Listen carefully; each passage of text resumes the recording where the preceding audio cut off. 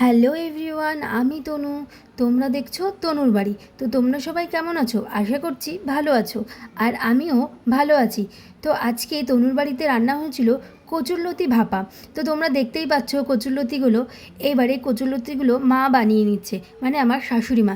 এই রেসিপিটা না ওনারই, আমি প্রত্যেকটি রান্না ওনার কাছ থেকেই শিখেছি। এবার এই কচুরলতিগুলো এরকমভাবে বানিয়ে নিতে হবে, আঁশ ছাড়িয়ে। দেখো যেরকমভাবে মা বানাচ্ছে এরকম করে তো আঁশটা ছাড়িয়ে নিতে হবে। আঁশ ছাড়ানোর পরে ঠিক এরকম হয়েছে, প্রায় এক থালা, প্রায় কি পুরোটাই এক থালা। এই দেখো। এইবার সবগুলো বানিয়ে নেওয়ার পরে এবার ভালো করে পরিষ্কার করে ধুয়ে নিতে হবে। দেখো আমি ধুয়ে ধুয়ে নিয়েও চলে এসেছি।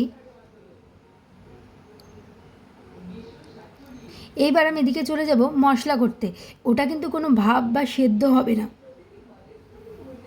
তো মশলা করতে আমি দিয়ে দেব সর্ষে, তারপরে দিয়ে দেব জিরে, গোটা জিরে, তারপরে দিয়ে দেব হলুদ। দেখেছো আমি যে কোনো মশলা পেস্ট করার সময় হলুদ দিয়ে নিই। হলুদ দিলে পেস্টটা দেখতেও সুন্দর লাগে, ভালোও হয়। তারপরে দিয়ে দেবো বেশি করে কাঁচা লঙ্কা। কাঁচা লঙ্কা যেহেতু কচুরলতি বা কচুর যে কোনো আইটেমে লঙ্কাটা একটু বেশিই দিতে হয়। এবার দেখো একটা কড়াইতে, যে কড়াইতে আমি রান্না করব সেই কড়াইতে আমি কচুরলতিগুলো দিয়ে দিচ্ছি। পরিষ্কার করে ধুয়ে রাখা কচুরলতিগুলো আমি দিয়ে দিলাম। আমি কিন্তু গ্যাসে বসাইনি, আলাদা করে আমি হাতে মাখাবো। তারপরে দিয়ে দেবো যে পেস্টটা আমি করেছিলাম না, সর্ষে, জিরে, হলুদ, লঙ্কা, ওই পেস্টটা আমি দিয়ে দিলাম। এবার দিয়ে দেব লবণ,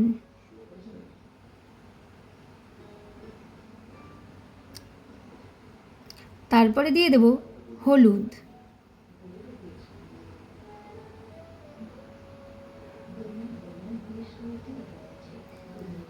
তারপরে দিচ্ছি চিনি।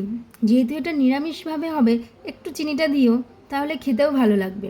আর এর মধ্যে সবাই তোমরা চিংড়ি দিয়েও করতে পারো, সেটাও ভালো লাগবে। আমি চিংড়ি বা কোনো মাছ এর মধ্যে দিলাম না। মাছের মুড়ো দিয়েও করা যায়, ইলিশ মাছের মুড়ো দিয়ে। এবার দিয়ে দিলাম একটু বেশি করেই সরিষার তেল।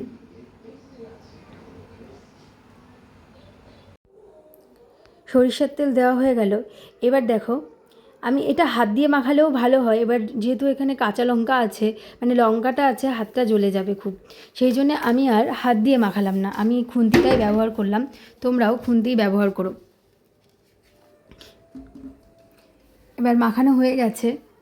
মশলা পাত্র ধোয়া জলটা আমি একটু এর মধ্যে দিয়ে দিলাম, তাহলে মাখতে সুবিধা হবে। হ্যাঁ, কিছুক্ষণ মাখার পরে এই দেখো ঠিক এরকম দেখতে হয়েছে। কত সুন্দর দেখতে লাগছে না? খেতেও খুব সুন্দর লাগছে।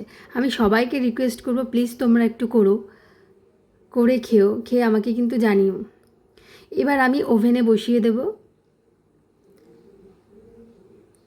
গ্যাসটা ধরিয়ে দিলাম। এবার আমি ঢাকা দিয়ে দিলাম।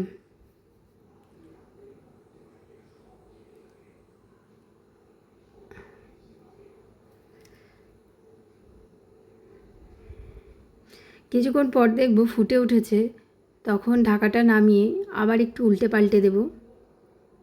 এখনও দেখো সেদ্ধ হয়নি, এই জন্য এরকম করে উল্টাচ্ছি আমি। আবারও আমি একটু উল্টো পাল্টে আবারও ঢেকে দিলাম। গ্যাসটা এরকম বাড়িয়ে দিতে হবে, কিছুক্ষণ পর আবার কমিয়ে দিতে হবে। এই দেখো কীরকম ফুটছে। আবারও আমি ঢেকে দিচ্ছি।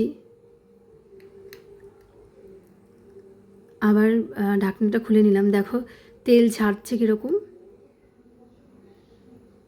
দেখেছো? আমি দেখাচ্ছি, তেলটা ছাড়ছে।